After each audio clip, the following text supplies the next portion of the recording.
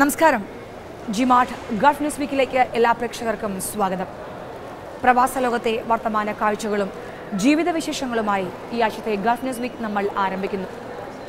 പ്രവാസികൾക്ക് വീണ്ടും ഇരുട്ടടി നൽകിക്കൊണ്ട് ഗൾഫിലേക്കുള്ള വിമാനയാത്രാ നിരക്ക് 5 ഇരട്ടിയോളം വർദ്ധിപ്പിച്ചതും ഇതിനെതിരെ പ്രവാസികൾക്കിടയിൽ പ്രതിഷേധം ശക്തമാവുന്നതും കേരളത്തിൻ്റെ സ്വന്തം സ്വപ്ന പദ്ധതിയായ എയർ കേരളയ്ക്ക് വീണ്ടും ചിറക് മുളയ്ക്കുന്നതും എയർ കേരളയ്ക്ക് തടസ്സമായി നിന്നിരുന്ന എല്ലാ നിബന്ധനകൾക്കും ഇളവ് നൽകാൻ കേന്ദ്ര സർക്കാർ ഒരുങ്ങുന്നതുമാണ് ഇത്തവണ ഗൾഫ് ന്യൂസ് വീക്ക് പ്രധാന വാർത്തയാക്കിയിരിക്കുന്നത്. എല്ലാ പ്രേക്ഷകർക്കും ജിമാർട്ട് ഗൾഫ് ന്യൂസ് വീക്കിലേക്ക് ഒരിക്കൽ കൂടി സ്വാഗതം. ഗൾഫിലെ സ്കൂളുകളിൽ അവധിക്കാലം കഴിയുകയാണ്. ഇത് മുൻകൂട്ടി കണ്ടുകൊണ്ട് തന്നെ ഗൾഫിലേക്കുള്ള വിമാനയാത്രാ നിരക്ക് 5 ഇരട്ടിയിലധികമാണ് വർദ്ധിപ്പിച്ചിരിക്കുന്നത്. ഗൾഫിൽ ജൂലൈയിൽ ആരംഭിച്ച അവധി സെപ്റ്റംബറിൽ അവസാനിക്കുന്നതോടെ ഗൾഫിൽ നിന്ന് നാട്ടിലെത്തി തിരികെ പോകുന്നവരെയാണ് ഇത് ഏറ്റവും അധികം ഇരുട്ടടിയായിരിക്കുന്നത്. അതുകൊണ്ട് തന്നെ കേരളത്തിൻ്റെ സ്വപ്ന പദ്ധതിയായ എയർ കേരളയ്ക്ക് ചിറക് മുളയ്ക്കുന്നു എന്ന വാർത്ത പ്രവാസികൾക്കിടയിൽ വളരെയധികം ആശ്വാസമായിരിക്കുകയാണ്. എയർ കേരളയ്ക്ക് ഉള്ള എല്ലാ നിബന്ധനകൾക്കും ഇളവ് വരുത്താൻ ഒരുങ്ങുകയാണ് കേന്ദ്രം. സീസൺ കണക്കിലെടുത്ത് 5 ഇരട്ടിയോളം നിരക്ക് വർദ്ധിപ്പിക്കുമ്പോൾ ഇതിൽ സർക്കാർ നിസ്സംഗത പാലിക്കുകയാണെന്നും പ്രവാസികളെ മാത്രം നോക്കി ഇത്തരം ചൂഷണം നടത്തുന്നതിനെതിരെ പ്രവാസ ലോകത്ത് പ്രതിഷേധം ശക്തമാവുകയാണ്. ഇതിന് പരിഹാരമായി എത്രയും പെട്ടെന്ന് എയർ കേരള വരണമെന്ന് തന്നെയാണ് പ്രവാസികളുടെ അഭിപ്രായം.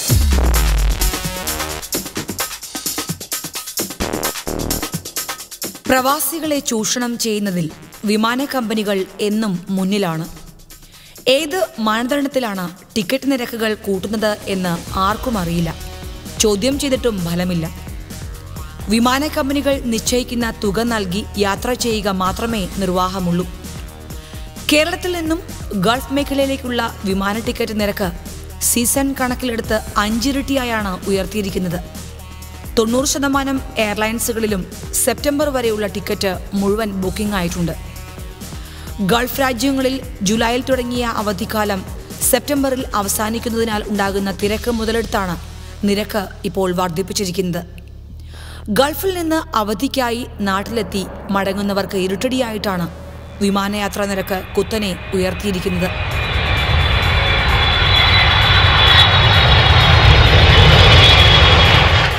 ആറുമാസം മുൻപ് ബുക്ക് ചെയ്തവർക്കാണ് ഇപ്പോൾ അല്പം ആശ്വാസം ലഭിച്ചിരിക്കുന്നത്. അതിനുശേഷമുള്ളവർക്ക് ടിക്കറ്റ് ലഭിക്കാനില്ലാത്ത അവസ്ഥയാണ്. ഇതിപ്പോൾ എന്താ പറയാൻ നമ്മൾ ശ്രദ്ധിച്ച ഇതിൽ എന്താണെന്ന് പറഞ്ഞാൽ ഈ സ്കൂളിൽ പൂട്ടുന്ന സമയത്ത് കുട്ടികൾ വെക്കേഷൻ ടൈമിന് എപ്പോഴും ഇത് നമ്മളെല്ലാവരും ഇത് വിറ്റ്നസ് ചെയ്യുന്ന ഒരു സീനാണിത്.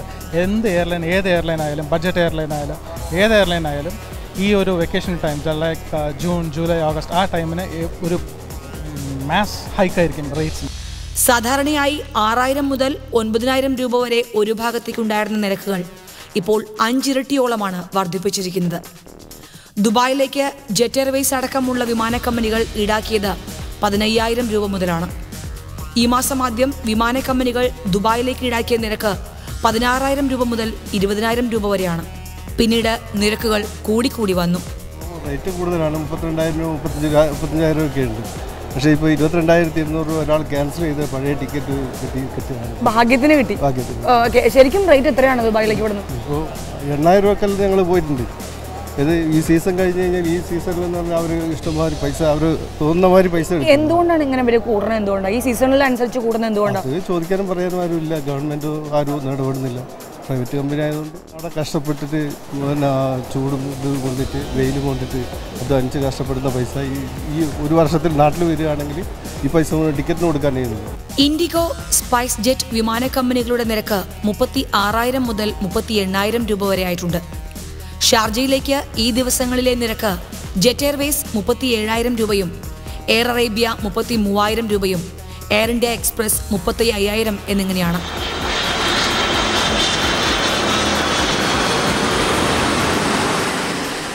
ദോഹയിലേക്കുള്ള നിരക്കുകൾ ഇക്കാലത്തെ ഏറ്റവും ഉയർന്ന നിരക്കായ 54,550 രൂപയിലാണ് എത്തിയിരിക്കുന്നത്. ഞാൻ ആദ്യം വെച്ചാൽ ഈ സീസൺ എല്ലാ സമയത്ത് പിന്നെ 8,000-9,000 രൂപ കൊടുത്തിട്ട് ആണ് പോക്ക്. അത് കോഴിക്കോട് നിന്നാണ്. ഇപ്പോൾ കോഴിക്കോട് നിന്ന് 42,000 രൂപ 39,000 രൂപ ചാർജ് ആയതുകൊണ്ട് ഞാൻ കൊച്ചിയിലേക്ക് വന്നു. കൊച്ചിയിൽ നിന്ന് 24,000 രൂപയ്ക്ക് കൊച്ചിയിൽ നിന്ന് ടിക്കറ്റ് കിട്ടി. ഇത് ഇന്നത്തെ എൻ്റെ കൂടെയുള്ള വേറെ ഒരാളും ഈ ചാർജിന് അല്ലാണ് അവൻ വേറെയാണ്. അവൻ 32,000 രൂപയ്ക്കാണ് അവൻ ടിക്കറ്റ് എടുത്തത്. അങ്ങനെ ഞങ്ങൾക്കിപ്പോൾ ടിക്കറ്റിന് മാത്രമേ 3 മാസത്തോളം ജോലി ചെയ്യേണ്ടി വരുന്ന അവസ്ഥയാണ് ഇപ്പോൾ ഉള്ളത്. ഇപ്പോൾ ഒരു ഫാമിലിക്ക് പോകണമെങ്കിൽ എത്ര കൊടുക്കേണ്ടി വരും? ഫാമിലിക്ക് പോകണമെങ്കിൽ പിന്നെ ഒരു ഭാര്യയും ഭർത്താവ് 2 കുട്ടികളുണ്ടെങ്കിൽ ഒരു 1.5 ലക്ഷം രൂപയോളം അവർക്ക് വേണ്ടി വരും.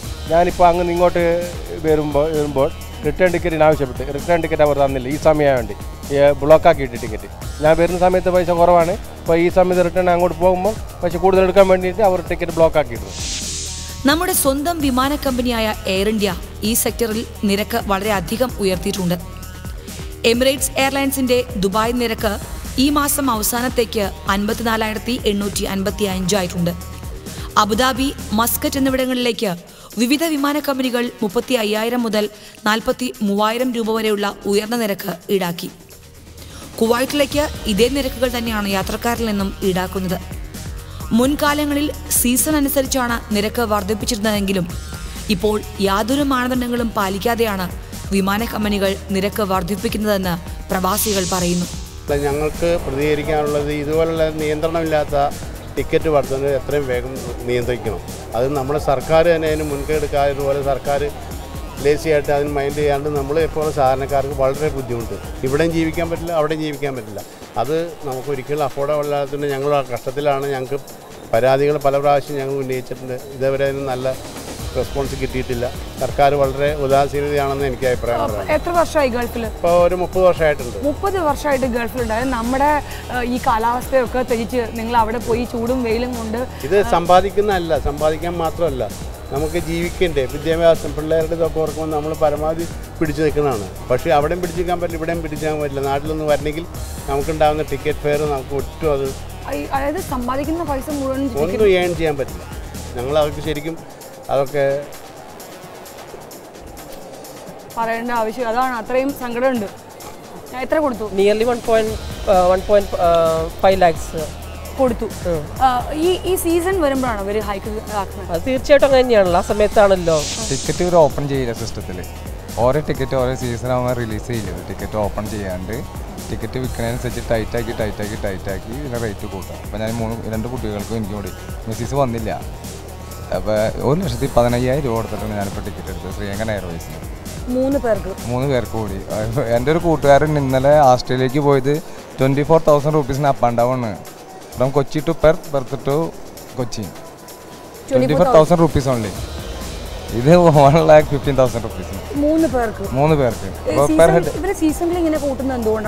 സീസണിലുള്ള ആളുകൾ പോരാനുള്ളത് വെക്കേഷൻ കംപ്ലീറ്റ് സ്കൂൾ വെക്കേഷൻ.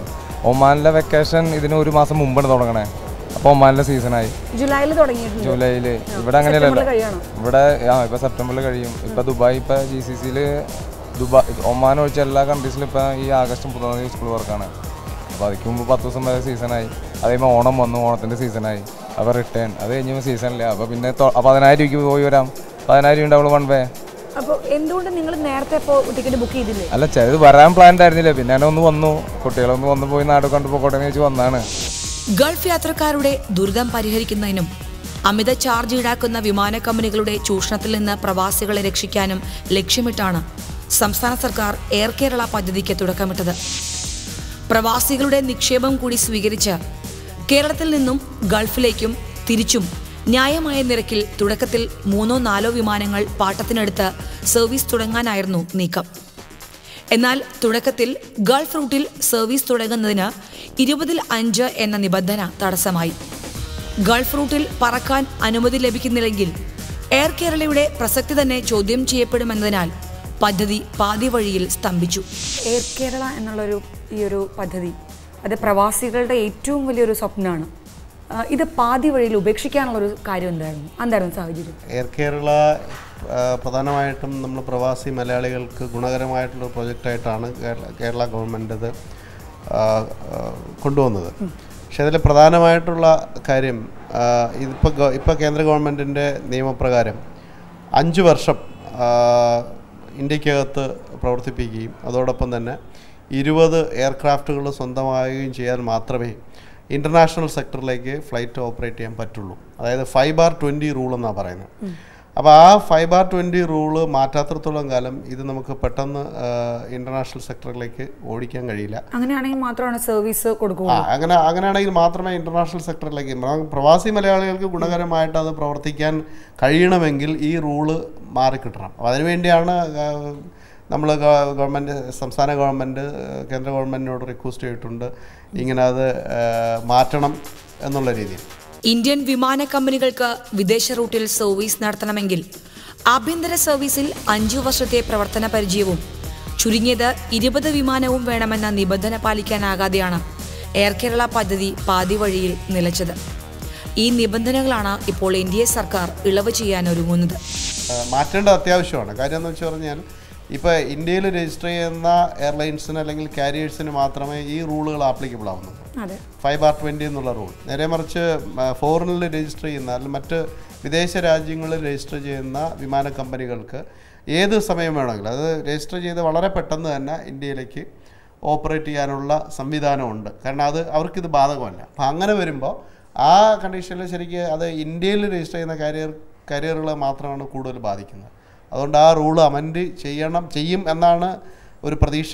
ഇപ്പോൾ പുതിയ ഗവൺമെൻറ് അതിനെപ്പറ്റി ചർച്ച ചെയ്യുന്നു എന്നൊക്കെ കേൾക്കുന്നുണ്ട്. അത് അമെൻഡ് ചെയ്യുകയാണെങ്കിൽ ഏറ്റവും നല്ല ഗുണകരമായിട്ടുള്ളൊരു പ്രോജക്റ്റാണ്. അങ്ങനെ ചെയ്യുന്നത് കൊണ്ട് അത് യാത്രക്കാർക്ക് പ്രത്യേകിച്ചും മലയാളികൾക്ക് വളരെ ഗുണകരമായി. 20-5 നിബന്ധനയിൽ ഇളവ് തേടി UPA സർക്കാരിൽ ആവർത്തിച്ച് സമ്മർദ്ദം ചെലുത്തിയെങ്കിലും ഫലം കണ്ടില്ല. എന്നാൽ വിദേശ നിക്ഷേപത്തിന്റെ സാധ്യത പരമാവധി ഉപയോഗപ്പെടുത്താൻ വേണ്ടിയാണ് NDA സർക്കാർ 20-5 നിബന്ധന ഉൾപ്പെടെയുള്ള കാര്യങ്ങളിൽ ഇപ്പോൾ ഇളവ് നൽകുന്നതെന്ന് വ്യോമയാന മന്ത്രാലയ വൃത്തങ്ങൾ വിശദീകരിക്കുന്നു. നിബന്ധനകളിൽ ഇളവ് നൽകാനുള്ള NDA സർക്കാരിന്റെ തീരുമാനം എയർ കേരളയ്ക്ക് വീണ്ടും പ്രതീക്ഷ നൽകുകയാണ്. ഏറ്റവും പ്രധാനം പ്രവാസി മലയാളികൾക്കാണ് ഗുണം ചെയ്യുന്നത്. പ്രത്യേകിച്ചും എല്ലാ സീസണിലും യാത്രക്കാർക്ക് ആവശ്യത്തിനുള്ള സീറ്റുകൾ അവൈലബിൾ ആയിരിക്കും. അതുകൊണ്ട് പ്രത്യേകിച്ചും ഇതൊരു ലോ കോസ്റ്റ് കാരിയർ പോലെ ഓപ്പറേറ്റ് ചെയ്യുകയാണെങ്കിൽ ഏറ്റവും കൂടുതൽ നമ്മളുടെ മലയാളികൾക്ക് നല്ല ഗുണകരമായിരിക്കും. ഈ ഒരു ഘട്ടത്തിൽ കേരളത്തിന്റെ സ്വപ്ന പദ്ധതിയായ എയർ കേരളയ്ക്ക് വീണ്ടും ചിറകുമുളയ്ക്കുന്നു എന്ന വാർത്ത പ്രവാസികൾക്കാണ് ഏറ്റവും അധികം ആശ്വാസമാവുന്നത്. Definitely we have been crying for this for all these years, and we have been hearing news stating that there will be new airlines coming in, budget airlines for that instance, but nothing seems to work out as of now. And we would be really looking for the day, for the dawn. In fact, എപ്പോഴാണ് airline വരിക, നമുക്ക് എപ്പോഴാണ് നമ്മളെപ്പോലത്തെ NRIസിന് അതൊരു treat ആയിരിക്കും. Definitely ഒരു പുതിയ air Kerala വന്നിട്ട് നമ്മളെപ്പോലത്തെ NRIസിന് helpful ആയിരിക്കണം. അതേപോലെ എയർ കേരള വന്നിട്ട് ഇപ്പോൾ റേറ്റ്സ് ഹൈക്ക് ചെയ്തിട്ട് കാര്യമില്ല. We hope that Air Kerala will come and give us some kind of solace for the rates that we'll have to pay right now. We hope the new government will hear to the people's whims and hopefully come out with their new plans, and that will really help the NRIs. Air Kerala വരണോ? Air Kerala വരണം, തീർച്ചയായിട്ടും വരണം. അത് പ്രവാസികൾ ഗുണം ചെയ്യും, തീർച്ചയായിട്ടും ഗുണം ചെയ്യും. ഗവൺമെന്റ് എന്താ എയർ കേരള വരുത്താൻ വേണ്ടി നടപടി എടുക്കണോ? ഗവൺമെന്റ് തീർച്ചയായിട്ടും ഇടപെടണം. പ്രവാസികളെ ഇതുകൊണ്ടാണ് ഇവിടെ കൂടുതലും എല്ലാ കാര്യങ്ങളും ചെയ്തു പോകുന്നത്. അതാരും കാണുന്നില്ല, പ്രവാസികളെ ബുദ്ധിമുട്ടുകളൊന്നും ആരും കാണുന്നില്ല. സർവീസിൽ വരട്ടേന്ന് ഇനി ടാറ്റയുടെ ഗവൺമെൻറ്റില്ലേ വരട്ടെ, അപ്പോഴൊക്കെ കുറയൊന്ന് നോക്കാം. ഇല്ലെങ്കിൽ ഇവരൊരു ഫോക്കസ് അല്ലേ എല്ലാ എയർലൈൻസിൻ്റെയും. അത് ഇന്ത്യയുടെ അകത്തായാലും പുറത്തുള്ളവരൊക്കെ അങ്ങനെ തന്നെയാണ്. ഒരു എയർലൈൻസ് കമ്പനിക്കാരും ടിക്കറ്റ് റിലീസ് ചെയ്ത് ചെയ്യണില്ല, കാശൊക്കെ മേടിക്കുകയാണ്. വെറും 4 മണിക്കൂർ യാത്രയ്ക്ക് ഇത്രയും കാശും 8 മണിക്കൂർ യാത്ര ആസ്ട്രേലിയയിലേക്ക് ഇത്രയും കാശെന്ന് പറഞ്ഞാൽ ആരാ അംഗീകരിക്കുന്നത്? ഒരിക്കലും അംഗീകരിക്കാൻ പറ്റാത്തൊരു കേസാണ്. നമ്മുടെ സ്വന്തം എയർ കമ്പനി വരികയാണെങ്കിൽ ഗുണം ഉണ്ടാവും, തീർച്ചയായും ഗുണം ഉണ്ടാവാം. വിമാനയാത്രാ നിരക്ക് കുത്തനെ ഉയർത്തിയതിനെ തുടർന്ന് കേരളത്തിന്റെ സ്വന്തം വിമാന പദ്ധതിയായ എയർ കേരള വരണമെന്ന ആവശ്യം പ്രവാസികൾക്കിടയിൽ ശക്തമാവുകയാണ്. കൂടുതൽ വാർത്തകൾ ചെറിയ ഇടവേളയ്ക്ക് ശേഷം.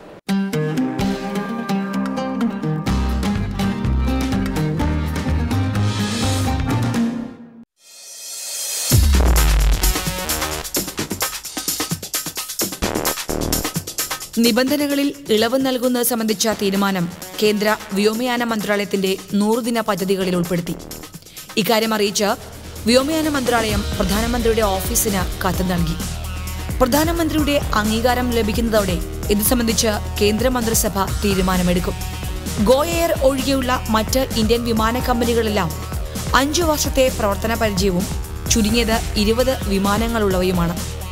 പുതിയ തീരുമാനം ഗോ എയറിന് പുറമെ ടാറ്റയുടെ പുതിയ വിമാന കമ്പനികളായ Air Asia India, Tata Singapore Airlines എന്നിവയ്ക്കാണ് ഗുണം ചെയ്യുക.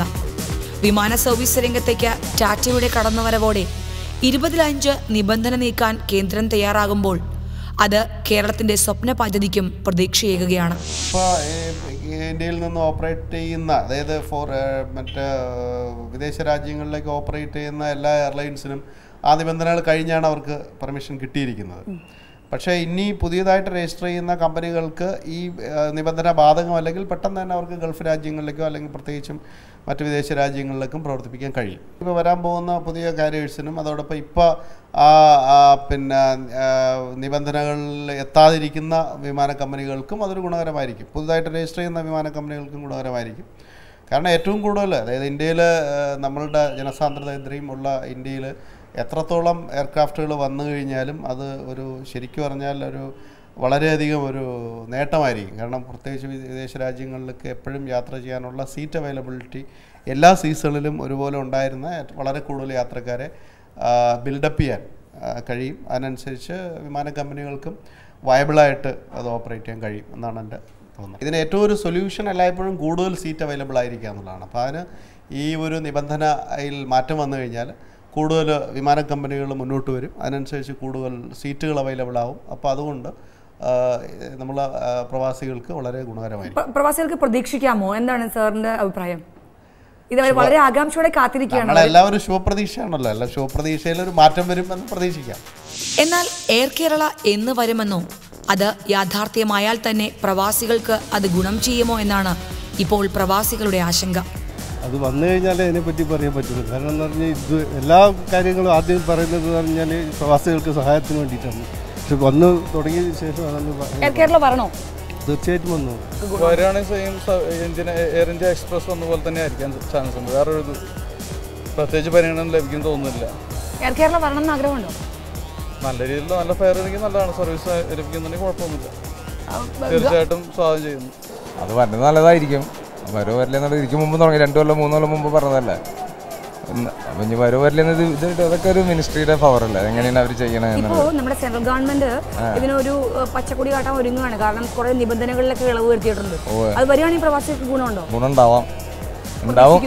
ഉണ്ടാവാന്നുള്ളൂ, ഉണ്ടാവുമെന്ന് പറയില്ല. എയർ കേരള നടപ്പാവുകയാണെങ്കിൽ അത് ഏറ്റവും കൂടുതൽ പ്രയോജനകരമാവുക യാത്രാ ദുരിതം ഏറ്റവും കൂടുതൽ അനുഭവിക്കുന്ന പ്രവാസികൾക്ക് തന്നെയാണ്.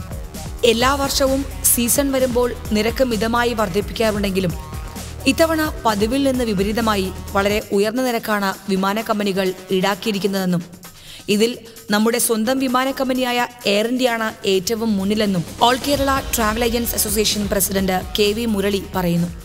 ഈ ഗൾഫ് മേഖലയിലുള്ള വിമാന കമ്പനികൾ ഗൾഫ് യാത്രക്കാരെ കൊള്ളയടിക്കുന്നുള്ള പരാതി നിരവധി വർഷങ്ങളായിട്ടുള്ളതാണ്. ഈ സീസണിൽ ഇതിലെല്ലാ അതിർവരമ്പുകളും ലംഘിച്ചുകൊണ്ടാണ് എയർ ഇന്ത്യ എക്സ്പ്രസ് 42,500 ഫെയറിൽ മേലെ ചാർജ് ഈടാക്കിയത്. ഇത് മറ്റു ബഡ്ജറ്റ് എയർലൈനുകളൊക്കെ ഇതിൻ്റെ താഴെയാണ് ചാർജ് ഈടാക്കിയിട്ടുള്ളത്.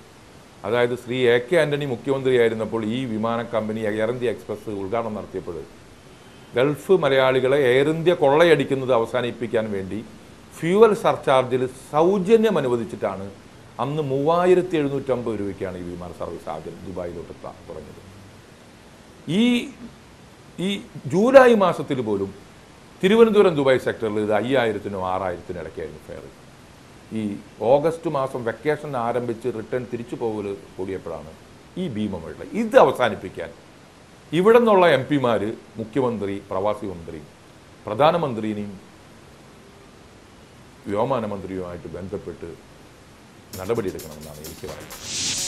ഓരോ സീസണിലും വിമാനയാത്രാ നിരക്ക് ഉയർന്നു വരുമ്പോഴും ഉണ്ടാകുന്ന പ്രതിഷേധങ്ങൾ അവസാനിപ്പിക്കുവാനും വിമാന കമ്പനികളെ ഉയർന്ന നിരക്ക് ഈടാക്കുന്നത് നിയന്ത്രിക്കുവാനും കേന്ദ്ര സംസ്ഥാന സർക്കാരുകൾക്ക് ഇപ്പോഴും സാധിക്കുന്നില്ല. പ്രവാസി മലയാളികളെ സഹായിക്കാനെന്ന പേരിൽ ഏർപ്പെടുത്തിയ കേരളത്തിൽ നിന്ന് ഏറ്റവും കൂടുതൽ വരുമാനം നേടുന്ന ചെലവ് കുറഞ്ഞ വിമാന കമ്പനിയായ എയർ ഇന്ത്യ എക്സ്പ്രസും ഉയർന്ന നിരക്ക് ഈടാക്കുന്നത് യാത്രക്കാരിൽ വൻ പ്രതിഷേധത്തിന് ഇടയാക്കിയിട്ടുണ്ട്. യാതൊരു നിവൃത്തിയില്ല. അവർ ചോദിക്കുന്ന ഹൈക്ക് റേറ്റ്സ് കൊടുത്തിട്ടുണ്ട്. ഇപ്പം എൻ്റെ ഒരു ഫ്രണ്ട് അവൻ്റെ അച്ഛൻ മരിച്ചിട്ട് ഇപ്പോൾ വന്നിട്ടുണ്ടായിരുന്നു. He will have to go tonight. അപ്പോൾ ഇന്നലെ പോയിട്ട് ടിക്കറ്റ് ജസ്റ്റ് വൺ. അപ്പോൾ ഇന്നലെ പോയിട്ട് ടിക്കറ്റ്സ് അന്വേഷിച്ചു കിട്ടിയില്ല. ഇന്ന് രാവിലെ ഇപ്പോൾ ഞാൻ വിളിച്ചപ്പോൾ കിട്ടിയെന്ന് പറഞ്ഞു. He had to pay 44,000 Indian rupees for one way. I'm not going to name the airline who has targeted this rate, but it is just too much. Indian company or? Yes, it is. മുൻ വർഷങ്ങളിൽ സീസണിലെ തിരക്ക് കണക്കിലെടുത്ത് air India പ്രത്യേക വിമാനങ്ങൾ അനുവദിച്ചിരുന്നു. എന്നാൽ ഈ സർവീസുകൾ നിലച്ചതോടെ ആവശ്യത്തിന് ടിക്കറ്റുകളും ലഭിക്കാത്ത അവസ്ഥയാണ്. വർഷത്തിലൊരിക്കലോ 2 വർഷം കൂടുമ്പോഴോ മാത്രമാണ് ഗൾഫിൽ നിന്നുള്ള മലയാളികൾ, പ്രത്യേകിച്ച് സാധാരണ തൊഴിലാളികൾ നാട്ടിലേക്ക് വരിക. അവധിക്ക് അവർ നാട്ടിൽ വരുമ്പോൾ കിട്ടുന്ന തുച്ഛമായ ശമ്പളം യാത്രാ ചെലവിനായി തന്നെ നീക്കിവെക്കേണ്ട അവസ്ഥയാണ്. ബാഗേജിന് അല്പം കനം കൂടിപ്പോയാൽ താങ്ങാനാവാത്ത വിധം അമിതമായ പിഴയിട്ടും സമയക്രമങ്ങൾ പാലിക്കാതെയും വിമാനങ്ങൾ റദ്ദാക്കിയും എയർ ഇന്ത്യ പ്രവാസികളെ കഷ്ടപ്പെടുത്തുകയാണ്. ഗൾഫ് വിമാനയാത്രാ നിരക്ക് കുത്തനെ ഉയർത്തിയതിലുള്ള പ്രവാസികളുടെ പ്രതിഷേധം ചെറിയ ഇടവേളയ്ക്ക് ശേഷം.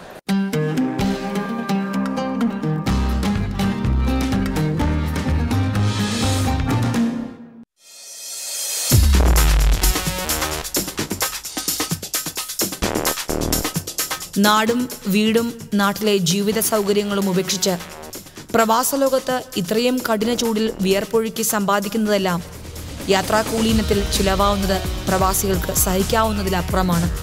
ഇന്ത്യയിൽ നടക്കുന്ന ഒരു പ്രത്യേകത, ലോകത്ത് കൂടുതൽ ഇന്ത്യക്കാർ നമ്മുടെ എയർ ഇന്ത്യ അല്ലെങ്കിൽ നമ്മുടെ പോലുള്ള ഇന്ത്യയിലുള്ള എയർ സർവീസുകാരുടെ പ്രത്യേകതയാണ്. പീക്ക് ടൈമിന് ഗൾഫാരെ ശരിക്കും പിഴിയാണ്. മലയാളികളാണ്, എക്സ്പെഷ്യലി മലയാളികൾ. അതാണ് മെയിനായിട്ട് പറയുന്നത്. ഈ മലയാളികൾ എല്ലാവർക്കും നമ്മൾ ഉദ്ദേശിക്കുന്ന മാതിരി ഈ വൈറ്റ് കളർ ജോലിക്കാരൊന്നും അല്ലല്ലോ. അവരൊക്കെ ഇവിടെ കഷ്ടപ്പെട്ട് ജീവിക്കുന്നവരാണ്. അവിടുത്തെ ഓരോ കഷ്ടപ്പാടിൻ്റെ ഒരു ദിവസത്തെ കഷ്ടപ്പാടിന് നമ്മളൊരു ആയുസ് പോവാണ് ഒരു ദിവസം. അപ്പം നമ്മളൊക്കെ ഇത്രയും വർഷമായെങ്കിൽ തന്നെ അത് ആ വർഷങ്ങളായിട്ട് അങ്ങനെ സഹിച്ചും ബുദ്ധിമുട്ടും പോണത്തോളം പിടിച്ച് നിൽക്കണമെന്നേ ഉള്ളൂ. സമ്പാദിക്കലൊക്കെ കണക്ക് തന്നെ. നമ്മൾ അന്ന് ഇവിടെ വന്ന് നമുക്ക് ഇനി ഈ പ്രായമായിട്ട് ഇനി ഒരു സമ്പാദിക്കാൻ ഇവിടെ ജോലി ചെയ്യാൻ നമുക്ക് സാധിക്കത്തില്ല. മാക്സിമം പിടിച്ചേക്കാണ്. പക്ഷെ ഓരോ ദിവസം നമുക്കുണ്ടാകുന്ന ആ മാനസികാവസ്ഥ നമുക്ക് പിടിച്ചു വെക്കാൻ പറ്റില്ല. സർക്കാരിൻ്റെ അല്ല നമ്മുടെ ഈ ഫെയർ എയർ ടിക്കറ്റിൻ്റെ ഫെയർ അത് ഒരു നിലയിലും നമുക്ക് ഇത് ചെയ്യാൻ പറ്റില്ല. ഇന്ധനക്കൂലി താരതമ്യേന കുറവായിരുന്നിട്ട് പോലും വിമാന കമ്പനികൾ നടത്തുന്ന കൊള്ള സർക്കാർ കണ്ടില്ലെന്ന് അടിക്കുന്നതിൻ്റെ പൊരുൾ പ്രവാസികൾക്ക് മാത്രമല്ല നാട്ടുകാർക്കും മനസ്സിലാവുന്നില്ല. ഫലപ്രദമായി ഇക്കാര്യത്തിൽ ഇടപെടാൻ സർക്കാരുകൾ തയ്യാറാകണമെന്ന ആവശ്യം ശക്തമാണ്. അതോടൊപ്പം നമ്മുടെ സ്വന്തം വിമാന കമ്പനിയായ എയർ കേരളയുടെ സാക്ഷാത്കാരത്തിനും തീവ്ര ശ്രമങ്ങൾ ഉണ്ടാകണം. എയർ കേരളയെ കുറിച്ച് പറയാൻ ഒത്തിരി നാളായില്ലേ, പക്ഷേ ഇതിന് ഗുണമൊന്നും ആയിട്ടില്ലല്ലോ. അത് ഇതുപോലെ തന്നെയായിരിക്കും. കുറച്ച് കഴിഞ്ഞ് കഴിയുമ്പോൾ ചിലപ്പോൾ സ്റ്റാർട്ടിങ്ങിൽ ഉണ്ടാവുമായിരിക്കും, ബിറ്റ്വീൻ വരും. കുറച്ച് കഴിഞ്ഞ് കഴിയുമ്പോൾ ഇതേപോലെ തന്നെ പ്രതീക്ഷയൊന്നുമില്ല ഞങ്ങൾക്ക് അതിനെക്കുറിച്ച്. എയർ ഇന്ത്യയാണ് ഏറ്റവും കൂടുതൽ റേറ്റ് മേടിക്കുന്നത്. അതും ഇന്ത്യ ഗവൺമെൻറ്റിൻ്റെ അല്ലത്. അപ്പോൾ ഇന്ത്യക്കാർ ഏറ്റവും മെയിനായിട്ട് നമുക്ക് എടുത്തു പറയാവുന്നത് എയർ ഇന്ത്യയെ വിശ്വസിച്ച് യാത്ര ചെയ്യാൻ മാത്രമല്ല, നമുക്ക് പൈസ കൊടുത്താലും നമ്മളെ കൊണ്ടുപോകാൻ പറ്റാത്ത അവരുടെ സ്ട്രൈക്ക്, അവരുടെ തോന്നിയവാസം, അവരുടെ ഒരു വിധത്തിലും മനുഷ്യന് നീതി കിട്ടാത്ത തരത്തിലുള്ള ഈ ഫെയർ വ്യത്യാസമാണ്. എനിക്ക് പ്രതീക്ഷയില്ല. കാരണം ഇത് നമ്മുടെ നാടിൻ്റെ ശാപമാണ്. അത് എനിക്ക് വലിയ പ്രതീക്ഷയൊന്നുമില്ല. എനിക്ക് നല്ലത് വരട്ടെന്ന് പ്രാർത്ഥിക്കുന്നു. എയർ ഇന്ത്യയുടെ ഗതിയായിരിക്കും എയർ കേരളയ്ക്കെന്ന് നിരാശപ്പെടുന്നവരുമുണ്ട്. പ്രവാസികളുടെ സഹകരണത്തോടെ നിർമ്മിച്ച കൊച്ചി വിമാനത്താവളമാണ് ഇതിനുള്ള മറുപടി. ഇന്ത്യയിലെ തന്നെ ഏറ്റവും മികച്ച വിമാനത്താവളങ്ങളിൽ ഒന്നായി ഇത് മാറിയിരിക്കുന്നു. ദീർഘവീക്ഷണവും ആസൂത്രണവും ഉണ്ടെങ്കിൽ എയർ കേരളയെ കേരളത്തിലെ പ്രവാസികൾക്ക് ആശ്രയിക്കാവുന്ന മികച്ച വിമാന കമ്പനിയാക്കി മാറ്റാം. നിക്ഷേപകർക്ക് അർഹമായ ലാഭമുണ്ടാക്കി കൊടുക്കുന്ന സ്ഥാപനമായി ചുരുങ്ങിയ കാലം കൊണ്ട് മാറ്റുവാനും സാധിക്കും. പ്രവാസികളെ കൊള്ളയടിക്കുന്ന വിമാന കമ്പനികളെ നിലയ്ക്ക് നിർത്താനും കഴിയും.